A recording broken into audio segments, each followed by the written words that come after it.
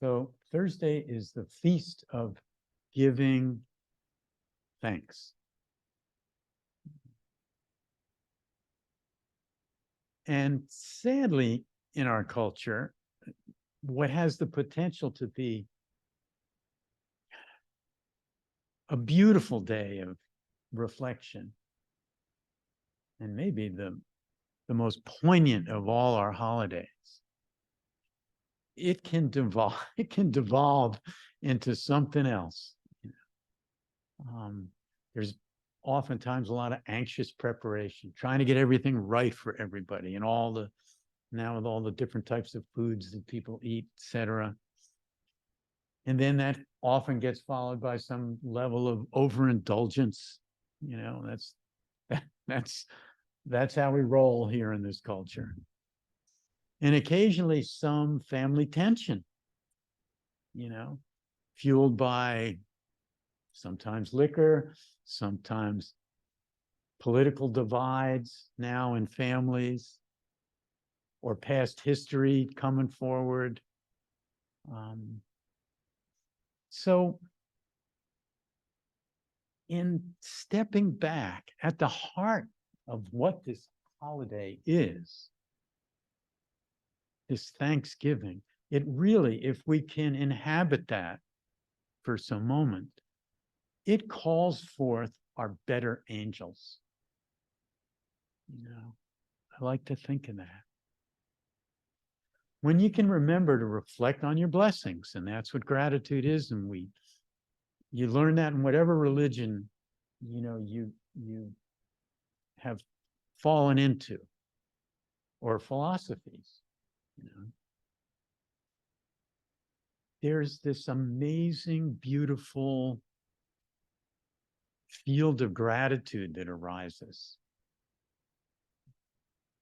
And it arises very quickly. Just turning the mind for a moment toward gratitude. It's like in a New York minute, there it is, boom, poof, There's a transformation that happens when we fall into gratitude. It's kind of magical, and it's a gateway to a host of other benefits. So we're going to look at the power of gratitude tonight for just a little bit, and maybe come to see how it can support you in all the challenges that you face in this life as a human being. And it extends from the most practical gratitude. The power of gratitude and the benefits of gratitude extend from the very most practical, down to earth, as in enhancing a personal relationship. And I'll get into that in a little bit, to the most rarefied, quote unquote, spiritual air, the foundation of the deepest spiritual opening. It's there, and into an opening that has many names: the great natural perfection, the source, the pristine awareness, or God's being, whatever term fits for you. So what I'm trying to say or get across tonight is that the relational field of gratitude can be an important and beautiful and easy and fun portal into a boundless intimacy with all of creation.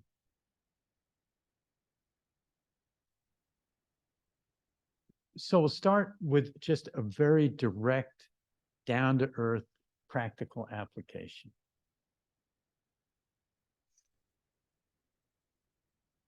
And I want to share a 4-step relational process that I developed over the years through this attitude. And for as long as I can remember in my practice, when I can remember, and as I get older, the mind's a little forgetful, But when I can remember, I start my meditation the way we did tonight, just calling forward a few things to be grateful about. And the Buddha, he called that process of gratitude a way to gladden the mind, brighten the mind, lighten the mind. And he offered 3 ways to do that in his teaching. Well, one happens to be my favorite, reflecting on gratitude. That's number 1. Number 2 is reflecting back on your life and all the generous acts that you've performed. And I like to use the example of picking a worm off the sidewalk on a hot day, or taking a turtle out of the road, or holding a door for somebody. It doesn't have to be, you don't have to cure cancer as a generous act. Our days can be filled with it. And the third aspect that the Buddha encouraged people to use to gladden the mind is reflecting on the qualities of a Buddha. You know, what are the characteristics of someone who you'd say, oh, they have kind of Buddha qualities: compassion, love, equanimity, etc., and reflecting on all those qualities. So gladdening the mind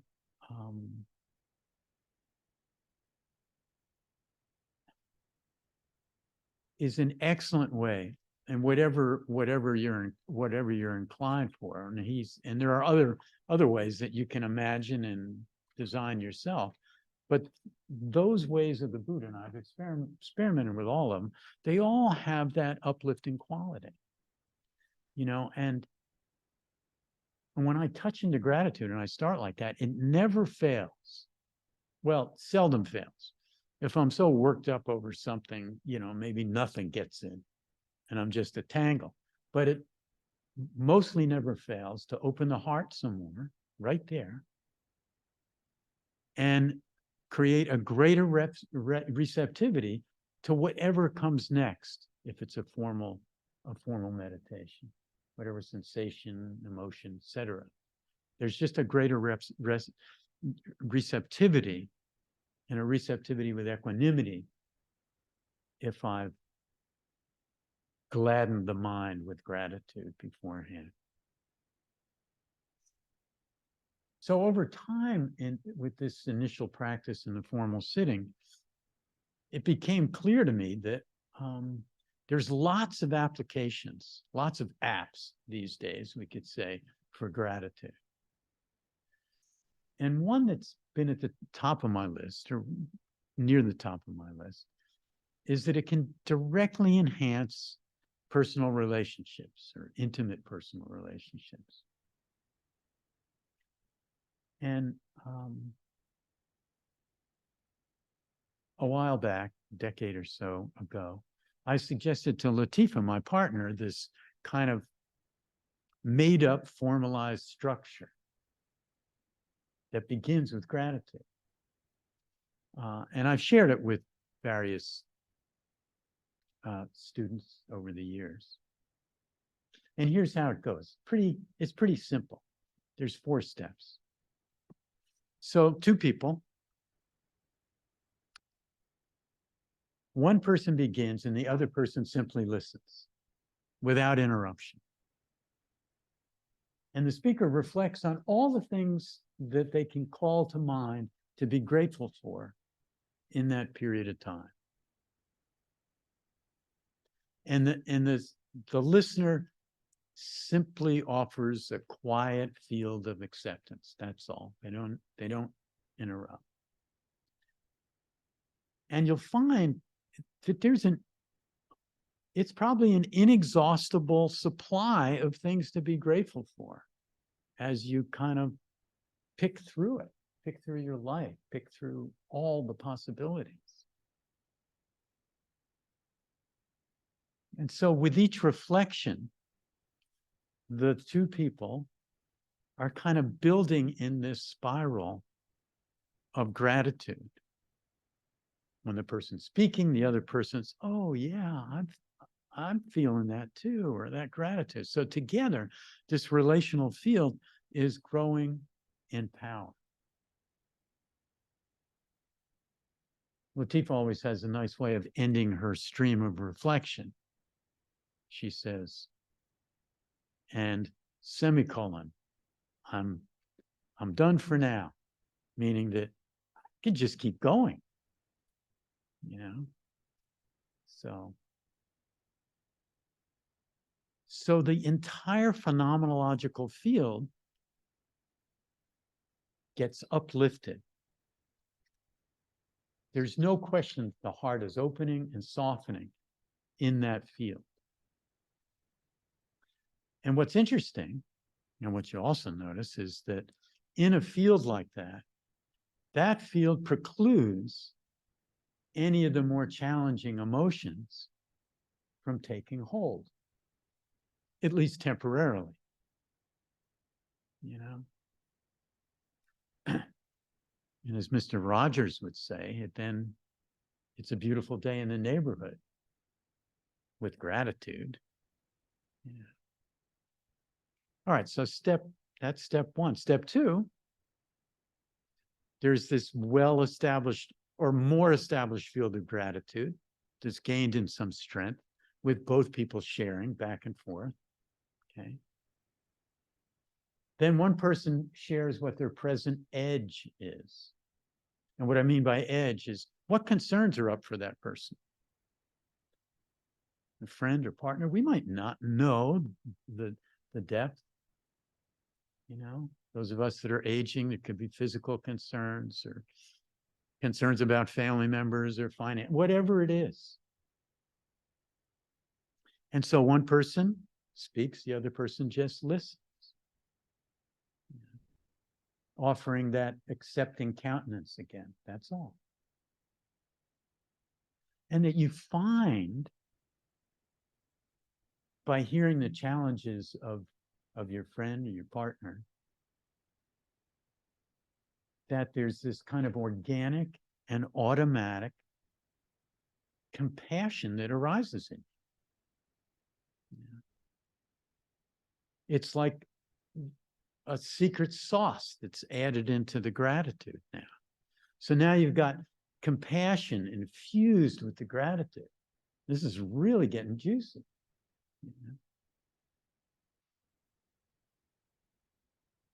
And this melange of this infused gratitude with compassion, if it hadn't before, has now completely taken over the phenomenological field.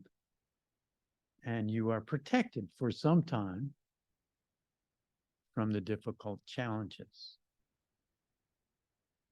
It is very sweet, it's very powerful. And it's a lovely experience. Now, we go to step three. This one's a little more interesting in a way. You bring forward this question. Is there anything in our relationship that needs a little more TLC? So you're bringing this question forward in a field of gratitude infused with compassion. And that's way different than that dreaded challenge that we've all experienced or initiated at some point. We need to talk. That's a different field. So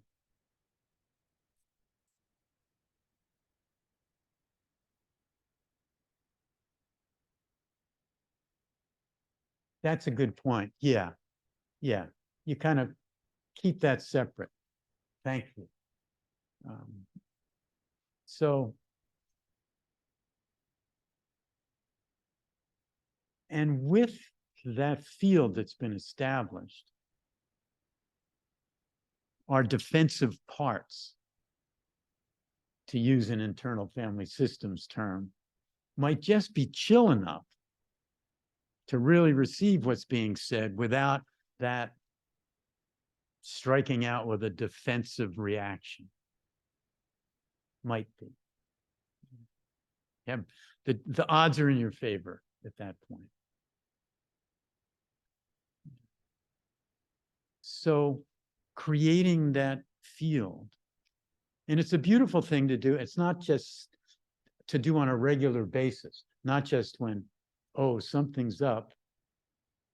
Now, this is a way to deal with it. Yes, that's fine. But on a regular basis, it can be just be beautiful. And the fourth step is really doesn't seem like it's involved. It's simply with your friend or partner, just taking out your calendars, putting some fun things on the calendar, putting a date and a time for it. It's kind of a forward-leaning wrap to the process. And that relationship has importance because you've scheduled it in. So that's a very specific application of gratitude. And you can imagine many others, I'm sure. So as we swim in the ocean of gratitude, and it starts becoming a little more reflexive, a little more internalized. I mean, sometimes it's conscious and active, and sometimes resting just out of awareness. Kind of maybe over the shoulder somewhere out of awareness. But it's always ready to come online if we can notice. And just a moment's notice. Oh, gratitude. And a long-term result of enhanced gratitude is that you might notice a decrease in your general whining about the conditions of your life. Less kvetching, to borrow a Yiddish term. Yeah. And that's worth the price of admission. So as I said before, when gratitude is present, there's not any room in the mind and heart for all those tape loops, that challenge us and demean us and that rolls through, So it has a restorative quality. In those moments when we're in gratitude, we're getting a rest from worrying or complaining about anything in our life or in the world. Got plenty of time to do that.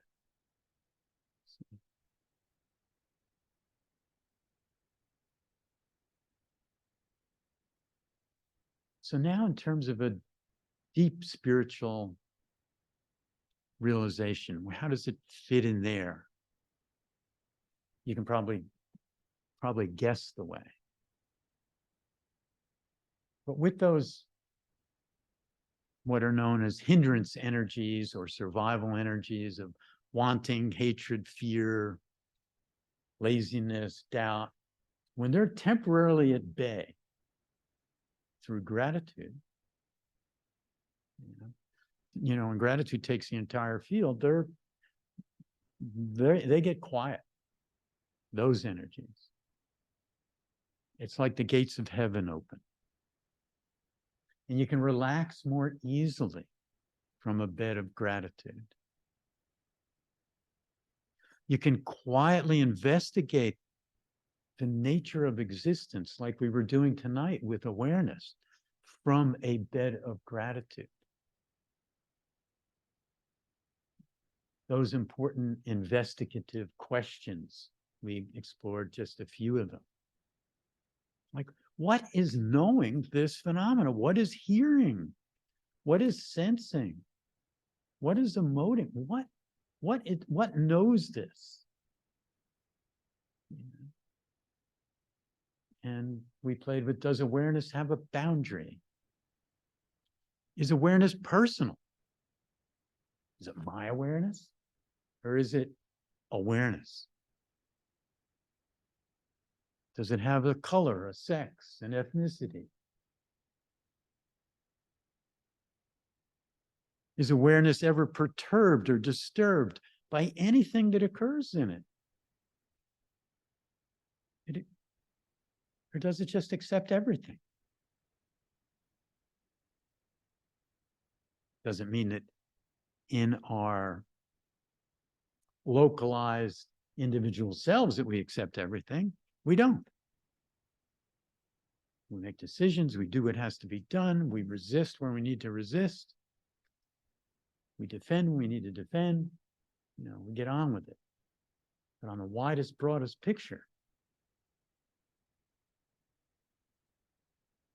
is awareness disturbed by anything? Those are the big questions. And those big questions lead up to that kind of ripening moment for at least a period of time or a moment. Can just drop it all. Just drop everything and be that awareness, that emptiness. For some moments, just resting in that source. Resting as the source. Resting as God's being.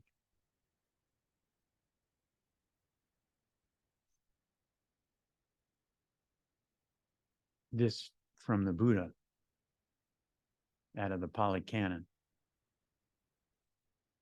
These two people are hard to find in the world. Which two?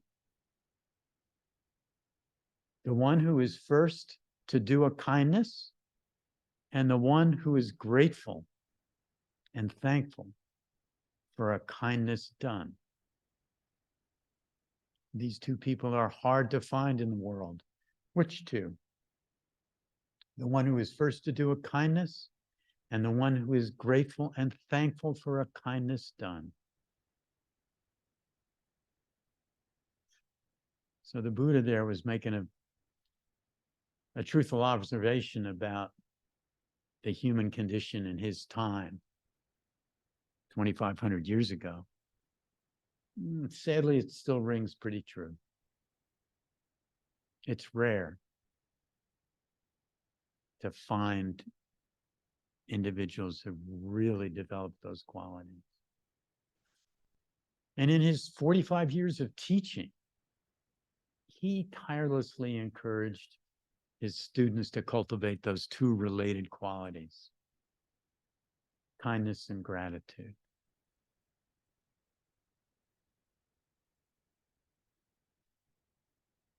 So I'll leave that there, but I thought we'd finish or do a few minutes of a reflection. And I've picked out many quotes from different people about gratitude. So just close your eyes. Kind of come back home into the body, taking a deep breath or two.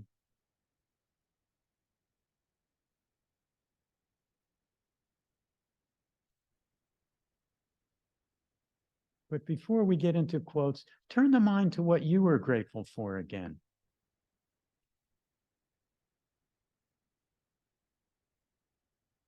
Something you didn't think of before. It can be simple.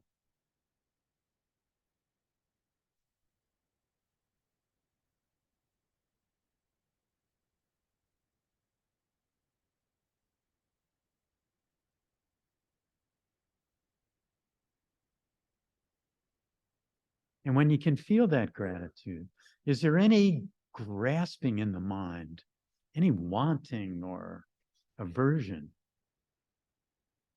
worry or doubt? You can feel the purity of the heart in a moment of gratitude.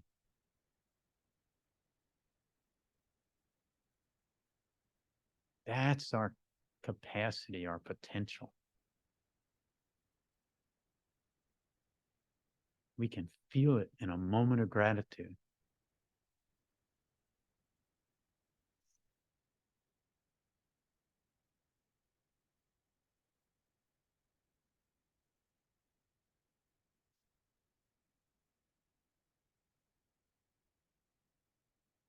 At times, our own light goes out and is rekindled by a spark from another person. Each of us has cause to think with deep gratitude of those who have lighted the flame within us. It's Albert Schweitzer.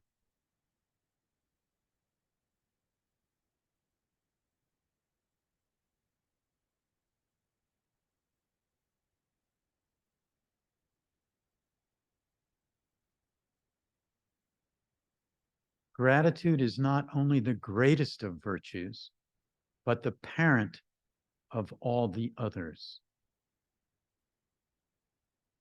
Cicero.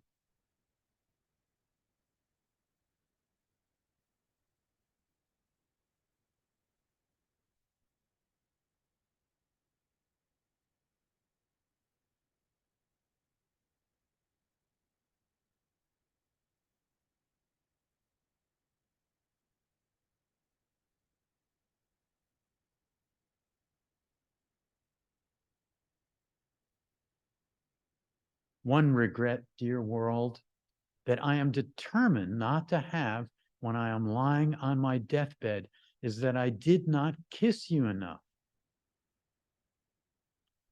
Hafiz.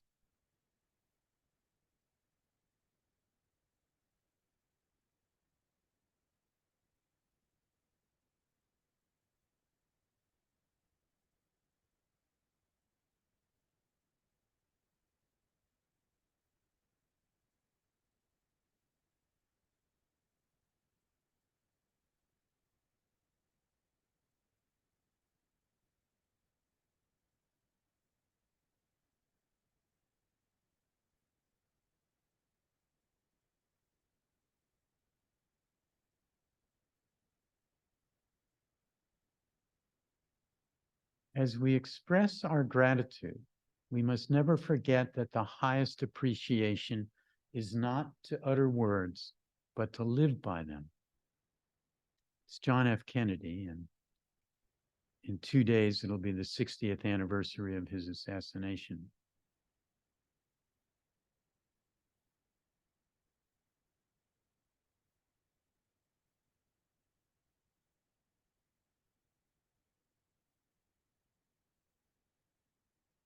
Don't pray when it rains if you don't pray when the sun shines. That's Satchel Paige.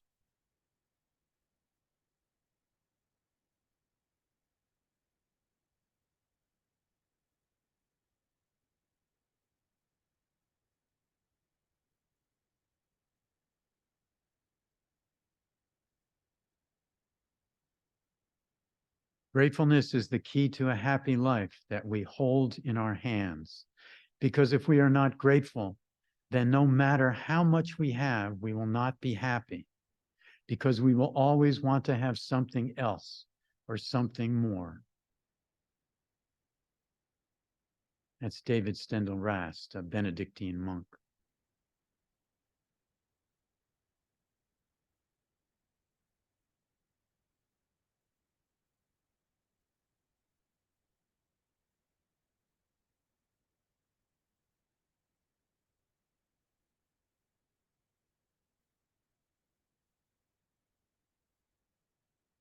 Gratitude bestows reverence, allowing us to encounter everyday epiphanies, those transcendent moments of awe that change forever how we experience life and the world.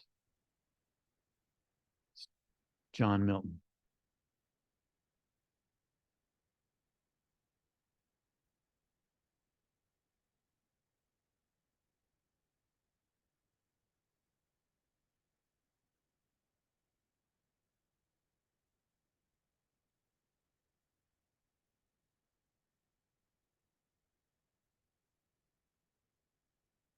Gratitude changes the pangs of memory into a tranquil joy.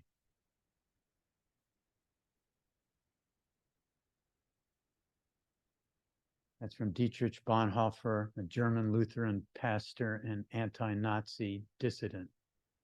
He died in Flossenburg concentration camp in 1945.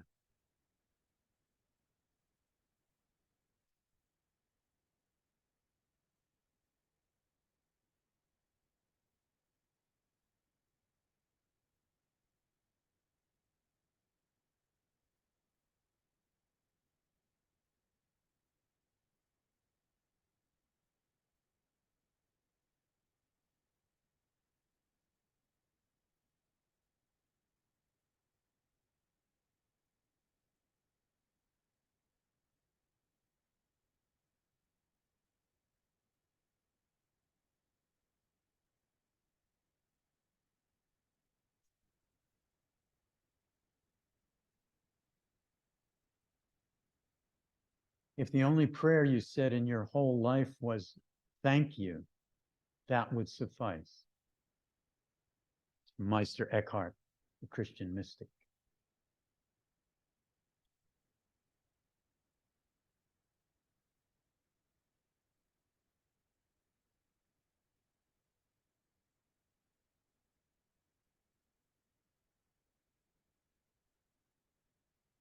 And let us be grateful to people who make us happy. They are the charming gardeners who make our souls blossom.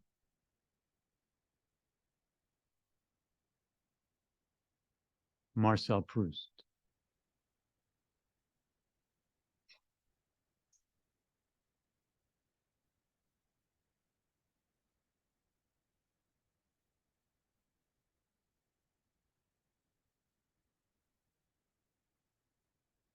And last, one looks back with appreciation to the brilliant teachers, but with gratitude to those who touched our human feelings.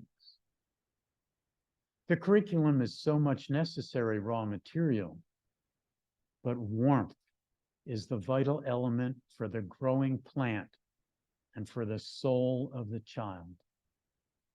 It's Carl Jung.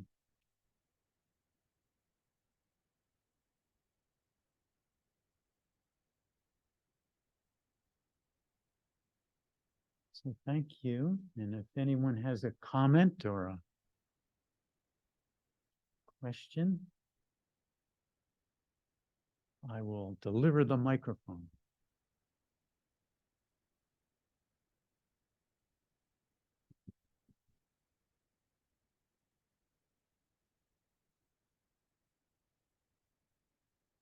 Well, I'm grateful to be here on this evening. It's kind of a struggle to get here, and it was just I had that feeling of, wow, I'm just grateful to be here, and I'm grateful for your teaching tonight. It was perfect for today. Thank you. I'm also grateful for those muffins and those pumpkin bread. Those are good. Y'all are missing out on Zoom.